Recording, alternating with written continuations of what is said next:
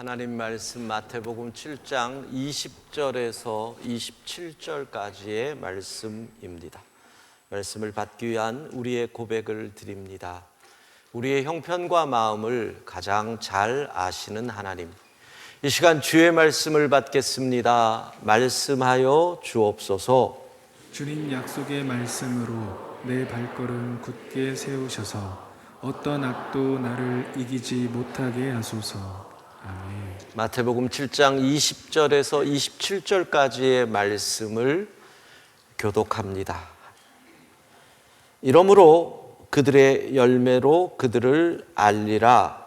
나더러 주여 주여 하는 자마다 다 천국에 들어갈 것이 아니요 다만 하늘에 계신 내 아버지의 뜻대로 행하는 자라야 들어가리라. 그날에 많은 사람이 나더러 이르되 주여 주여 우리가 주의 이름으로 선지자 노릇하며 주의 이름으로 귀신을 쫓아내며 주의 이름으로 많은 권능을 행하지 아니하였나이까 하리니, 그때에 내가 그들에게 밝히 말하되 내가 너희를 도무지 알지 못하니 불법을 행하는 자들아 내게서 떠나가라 하리라. 그러므로 누구든지 나의 이 말을 듣고 행하는 자는 그 집을 반석 위에 지은 지혜로운 사람 같으리니, 비가 내리고 창수가 나고 바람이 불어 그 집에 부딪히되 무너지지 아니하니 이는 주추를 반석 위에 놓은 까닭이요. 나의 이 말을 듣고 행하지 아니하는 자는 그 집을 모래 위에 지은 어리석은 사람 같으리니,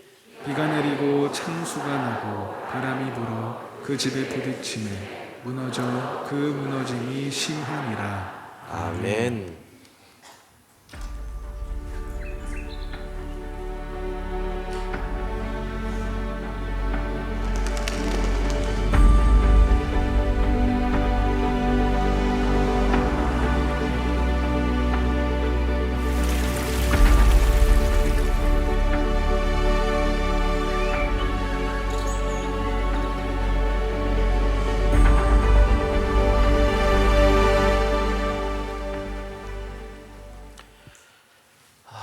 예수님만 섬기는 우리 집의 이제 마지막 시간이지요.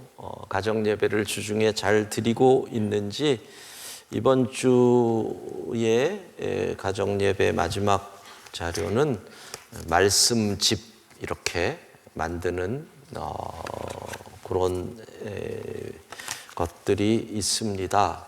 또 아이들하고 뭐 이렇게 함께 자녀들과 가정 예배를 드리실 수 있기를 부탁을 드리고요. 예수님의 비유, 우리가 너무나 잘 알고 있는 반석 위에 집을 지은 지혜로운 사람에 관한 말씀입니다. 사실 그렇습니다. 우리가 그 집을 딱 보고 이 집이 반석 위에 지은 집이다, 이 집이 모래 위에 지은 집이다, 겉모습을 보고 판단하기는 참 어렵습니다. 사람도 마찬가지잖아요. 겉이 뭐 멋있고 너무 잘생겨도 속이 엉망인 사람이 있는 것처럼 겉모습에 속아가지고 인생 망친 사람도 많이 있잖아요. 그래서 우리가 늘 하는 말이, 사람은 사귀어 봐야 알고 집은 살아봐야 안다, 이런 이야기 하는 것. 그러니까 반석 위에 집을 지은 게 좋은데 이 집이 반석 위에 지어졌는지 모래 위에 지어졌는지를 그냥 보고 알 수가 없다라는 겁니다. 이렇게 뭐가 삐리릭 사방에서 하는 거는 재난 문자가 울린다는 얘기인데, 반석 위에 있으면 재난이 와도 상관이 없습니다. 반석 위에 집을 지었는지 모래 위에 집을 지었는지를 우리 눈으로는 알 수 없다. 그러면 어떻게 아느냐? 오늘 마태복음 7장에서 예수님은 반석 위에 집을 지은 자가 지혜롭고 모래 위에 집을 지은 자가 어리석은데, 그 앞쪽에 있는 말씀을 통해서 어떻게 반석 위인지 모래 위에 있는지를 알 수 있다라는 거예요. 어떻게 알 수 있느냐? 먼저는 7장 20절 같이 읽습니다. 이러므로 그들의 열매로 그들을 알리라. 예, 주님은 나무를 보고 좋은 나무인지 나쁜 나무인지 우리는 모른다. 그러나 가을에 열매가 맺힐 때 보면 이 나무 좋은 나무구나. 열매를 보면 안다라는 겁니다. 사람에게 적용을 해볼까요? 사람의 열매는 무엇일까요? 돈을 많이 벌었다. 어떤 의미에서 그게 열매일 수도 있지만 주님이 말씀하시는 열매와 상관없을 수도 있습니다. 회사에서 직급이 올라간다. 승진, 뭐 이사, 사장. 예, 그게 열매일 수 있습니다. 그러나 열매가 아닐 수도 있습니다. 그러니까 열매가 그러한 겉으로 보이는 성과라고 착각해서는 안 된다는 겁니다. 이제 곧 카타르에서 월드컵이 시작이 됩니다. 16강에 올라갈 수 있다 생각하시는 분 손 들어 보십시오. 예, 손 내려 보십시오. 어렵다 손 들어 보십시오. 예, 손 내려 보십시오. 예, 있다는 분들은 어쨌든 긍정적인 분이고 없다는 분들은 현실적인 분들이시고 그렇겠죠. 카타르 월드컵 경기장 무지 화려하고요. 보니까 이런 경기장을 다 지었습니다. 그 가난한 작은 나라가 천연가스 때문에 부자가 돼가지고 저기에서 에어컨이 빵빵 나와가지고 경기장에서 뛰지 않으면 선수들이 춥다고 하더라고요.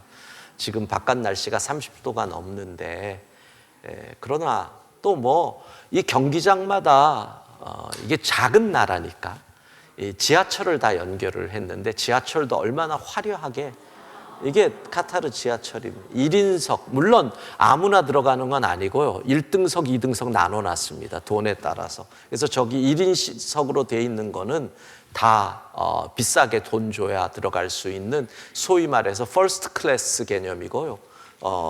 그냥은 아니고. 그러니까 우리나라만 하더라도 제주까지 이 월드컵 보려면 비행기 타고 가야 되는데 거기는 경기장 어떤 경기장은 걸어서 10분인 경기장도 있을 정도로 좁다고.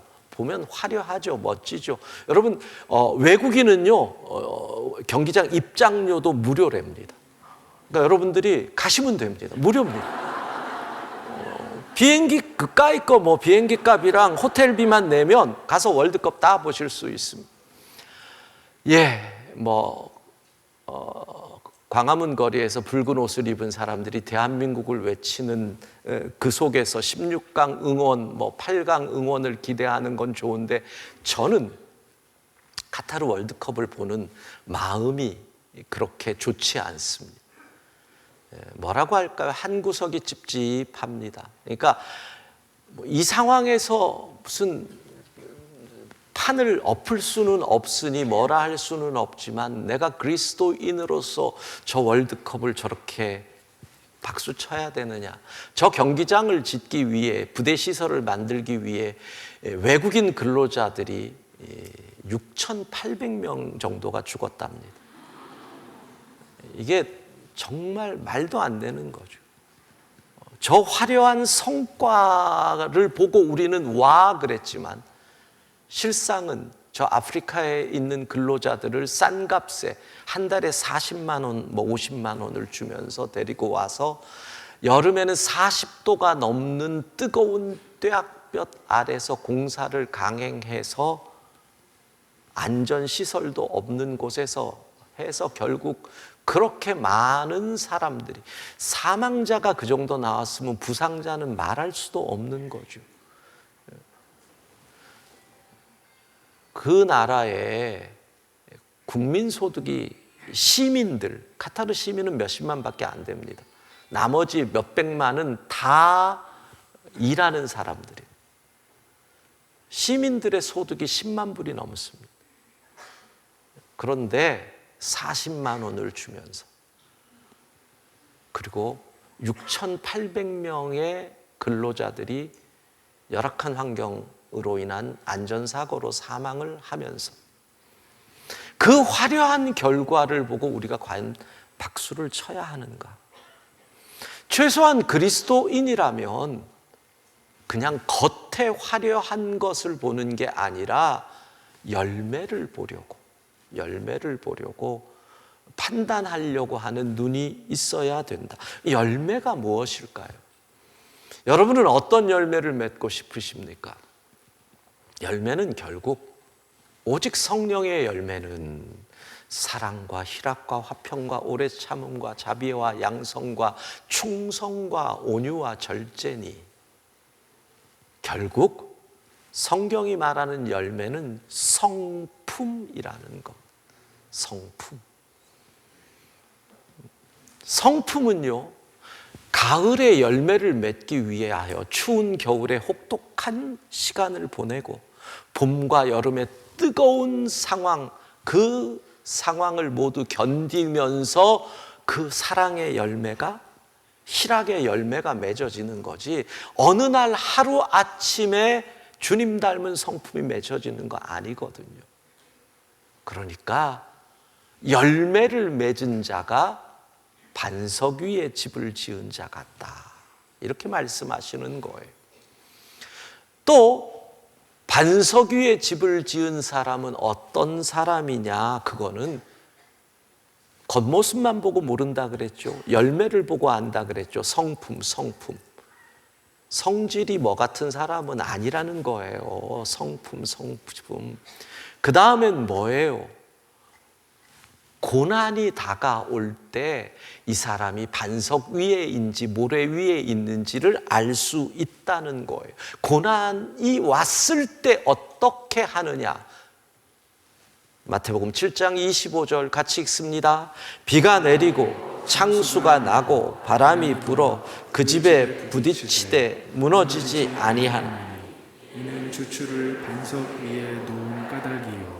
예, 비가 내리고 창수가 나고 바람이 불어올 그때가 돼야 이 집이 반석 위구나, 튼튼하구나, 아니네, 모래 위구나, 무너지는구나, 이걸 알 수 있다는 거예요. 우리도 마찬가지잖아요. 우리가 잘 나갈 때, 우리의 신앙 편안할 때, 돈 잘 벌 때, 건강할 때, 그때 우리는 믿음 되게 좋은 것 같이 보입니다. 그러나 진짜 믿음 좋은지는 풍랑이 올 때 알 수 있는 것과 마찬가지라는 거지요. 그래서 반석 위에 지어진 집인지 모래 위에 지어진 집인지는 환난이 다가올 때, 우리 주님께서 씨 뿌리는 비유에서도 그런 말씀을 하셨잖아요. 돌밭에 씨가 뿌려졌다라는 것은, 돌밭, 처음 말씀을 받을 때는 기쁨으로 받아서 뿌리가 내리는데 금방 밑에 돌이 있어서 뿌리가 내리지 못해서 환난이나 박해가 오면 넘어진다. 고난이 올 때 옥토인지 돌밭인지 구별할 수 있다는 거지요. 바로 그와 같은 겁니다. 여러분, 인간관계도 그러잖아요. 내 옆에 친구가 많아도 진짜인지 가짜인지는 언제 알아요? 내가 고난이 다가오면, 특별히 경제적으로 어려워져 보세요. 그러면 어느 날 내 전화를 친하다 생각하는 친구가 안 받아요. 내 카톡 일자가 안 지워져요. 어느 날 가짜는 다 떨어지는 거예요. 고난이 오면 친구도 진짜인지 가짜인지 알 수 있는 거지요. 여러분, 지난주부터 우리 장로님들이 기도하실 때 건축에 관한 기도를 시작을 하셨어요. 교회 일에 관심이 별로 없으신 분들은 갑자기 웬 건축 그러나 하시는데, 이미 교회에서 9차례의 공청회와 간담회를 했어요. 그리고 10월 마지막 주 공동의회, 그 전주 재직회, 많은 분들이 있었어요. 300명, 400명 이상 회의를 하는데, 당회도 만장일치, 재직회도 만장일치, 공동의회도 만장일치로 건축을 결의했어요. 공청회 하면서 왜 우리가 어떤 욕심 때문에 건축하는 게 아니고, 이 험한 세상, 지금 인플레다, 침체다, 저도 하고 싶은 마음 전혀 없거든요. 그런 상황에서 우리가 왜 건축을 해야 하는지를 이야기를 했고, 성도들이 그 부분에 대해서 이해가 되시고 할 수밖에 없구나를 인정을 하셔서 모두가 만장일치로 결의를 한 거예요. 그런데 어떤 교회들은 그런 얘기를 하더라고요. 교회가 건축을 한다 그러면 교인들이 교회를 떠난대요. 고난이 다가오면 진짜인지 가짜인지 안다. 제가 두 눈 크게 뜨고 살펴볼. 근데 그건 착각이에요. 여러분, 건축은요, 정말 인간의 욕심과 야망을 위한 건축이 아닌 건축은 고난이 아니라 축복이에요. 이건 확실히 제가 간증할 수 있어요. 그러니까 이게 고난이 아닌데 착각하시면 안 된다는 거죠. 비가 내리고 창수가 나고 바람이 불 때, 그때서야 그 집이 반석 위에 지은 집이다를 알 수 있다는 거예요. 자, 그러면 오늘 우리가 생각할 건 이거죠. 반석 위에 집을 지은 지혜로운 자가 되려면 어떻게 해야 할까? 이게 우리가 오늘 알아야 할 말씀입니다. 우리 주님께서 근데 이 부분은 정확히 말씀하시기 때문에 고민할 것도 없어요. 마태복음 7장 24절 같이 읽습니다. 그러므로 누구든지 나의 이 말을 듣고 행하는 자는 그 집을 반석 위에 지은 지혜로운 사람 같으리. 자, 누구든지 나의 이 말을 듣고 행하는 자는 반석 위에 집을 지은 자다. 세 가지로 생각을 합니다. 반석 위에 집을 짓는다. 첫 번째, 주님의 말씀이라는 거예요. 주님의 말씀. 여러분은 성경을 무엇이라고 생각합니까?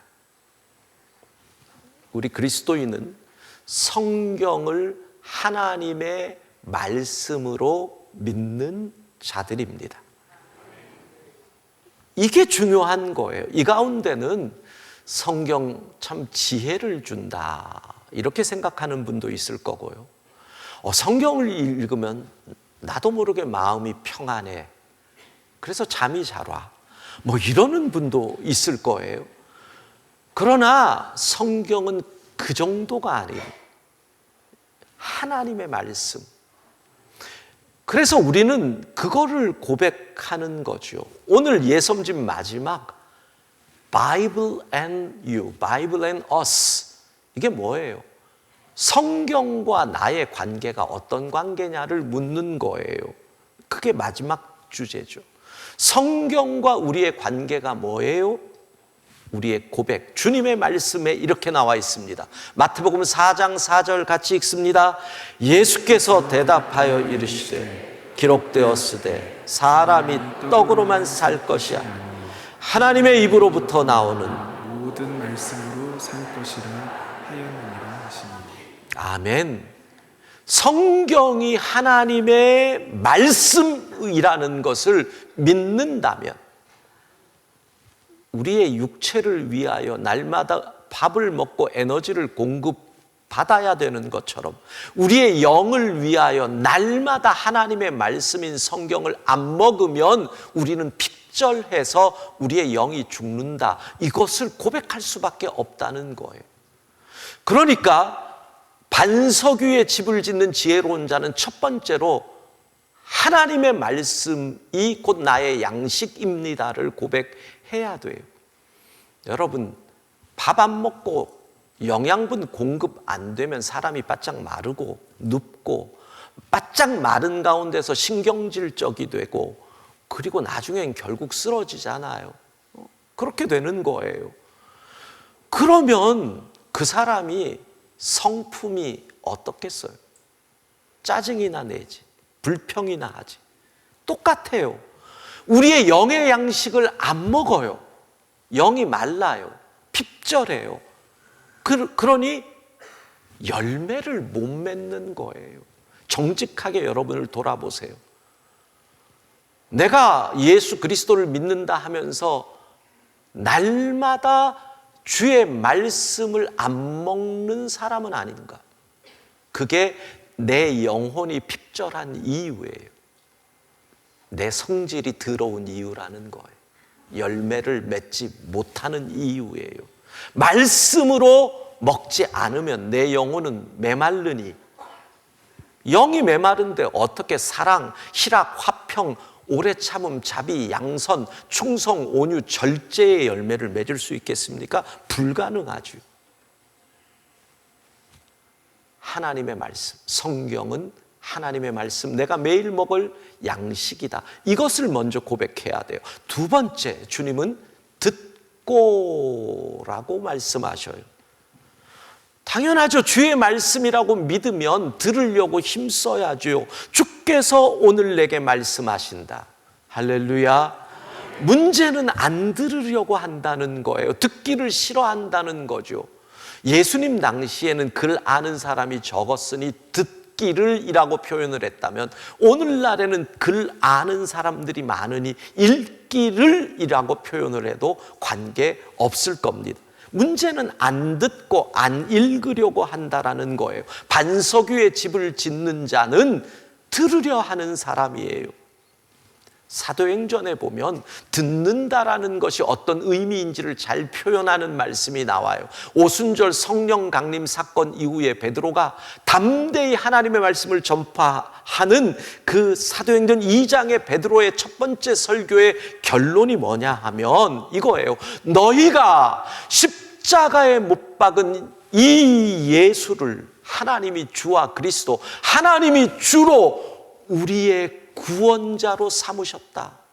이게 결론이에요. 그랬더니 이 말씀을 들은 사람들의 반응이 사도행전 2장 37절 같이 읽습니다. 그들이 이 말을 듣고 마음에 찔려 베드로와 다른 사도들에게 물어 이르되 형제들아 우리가 어찌할꼬 하거늘. 이 말을 듣고 마음에 찔려요. 이게 듣는 거예요. 그 다음에 이렇게 물어야죠. 그럼 내가 어떻게 해야 됩니까? 내가 어떻게 살아야 됩니까? 내가 어떻게 행동해야 됩니까? 이게 제대로 듣는 거예요. 이게 올바르게 듣는 거예요. 자, 이게 듣는 거예요.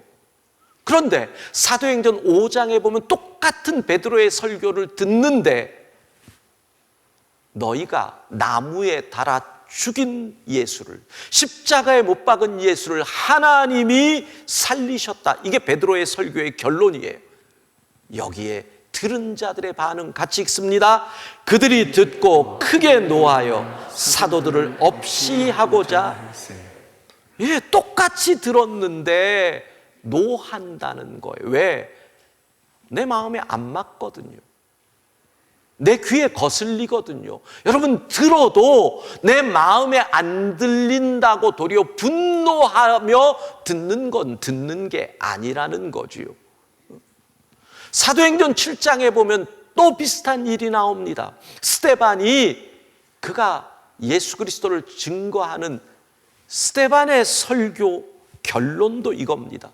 너희 조상들이 성령을 거스려 선지자들을 죽였는데 어쩌면 너희는 너희 조상들과 비슷하냐, 똑같냐? 그랬더니 사도행전 7장 54절 같이 읽습니다. 그들이 이 말을 듣고 마음에 찔려 그를 향하여 이를 갈거늘. 베드로의 설교를 듣고도 마음에 찔렸어요. 스데반의 설교를 듣고도 마음에 찔렸어요. 근데 베드로의 설교를 들었던 사람들은 우리가 어찌할꼬, 이게 바른 들음이람. 근데 스데반의 설교를 들은 사람들은 이를 갈거늘.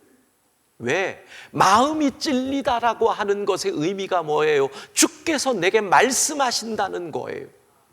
주께서 지금 내게 말씀하신다는 거예요. 근데 내 귀에 거슬린다고 그 말씀에 분노로 감정적으로 반응을 해요. 여러분, 설교를 들을 때 여러분의 마음에 불편하고 거슬리면 제 경험상으로 보면 80%에서 90%는 주께서 그 부분을 건드리는 거예요. 물론 10에서 20%는 목사의 욕심에 의한 설교일 수 있기 때문에 그 부분은 예외로 둬요. 내 귀에 거슬려요? 내 마음에 찔려요? 충어는 역이이나 귀에 거슬리나 이어 행이라 행함에 좋다.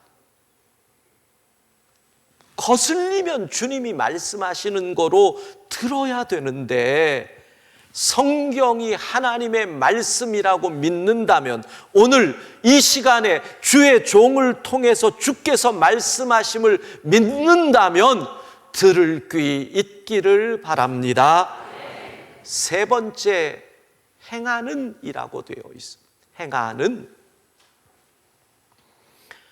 그러니까 반석 위에 집을 짓는다라는 것의 세 가지가, 성경은 하나님의 말씀이니 나는 매일 영의 양식으로 먹습니다. 들을 귀 있겠습니다.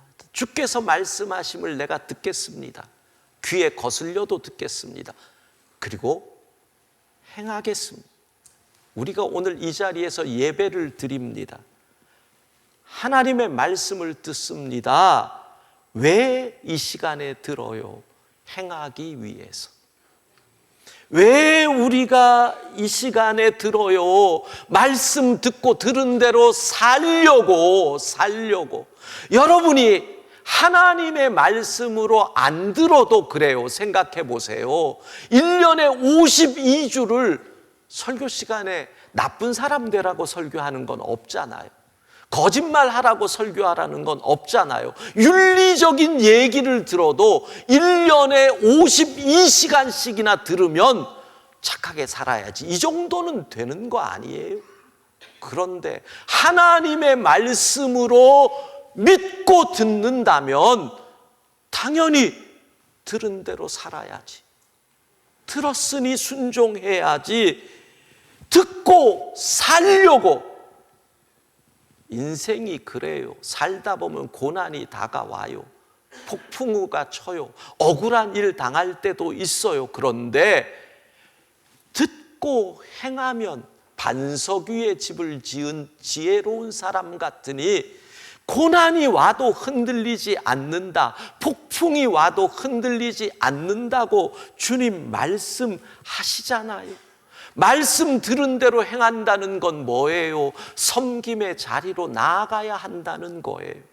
봉사의 자리로 나아가야 한다는 거예요. 왜 내 믿음이 안 자랄까요? 왜 내 믿음은 반석이 아니라 흔들릴까요? 예배는 드리지만 봉사의 자리가 없잖아요.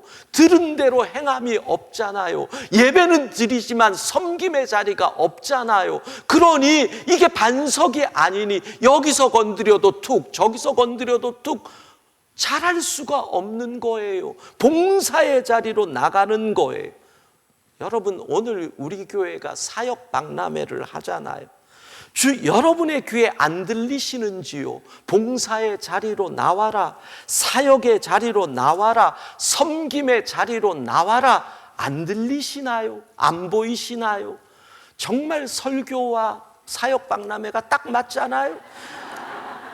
마케팅 설교도 아니고 뭘 이렇게. 여러분, 들었다면 행동으로 옮겨야 합니다. 그때 반석 위에 집을 지은 지혜로운 자가 되는 겁니다. 성경과 우리 그리스도인의 관계는 Bible and us, Bible and you, 듣고 순종하는 관계. 오늘도 하나님의 말씀을 들었습니다. 내 귀에 들렸습니다. 그러면 순종할 수 있기를. 그래서 흔들림 없는 반석 위에 집을 지은 지혜로운 자들 되기를 바랍니다.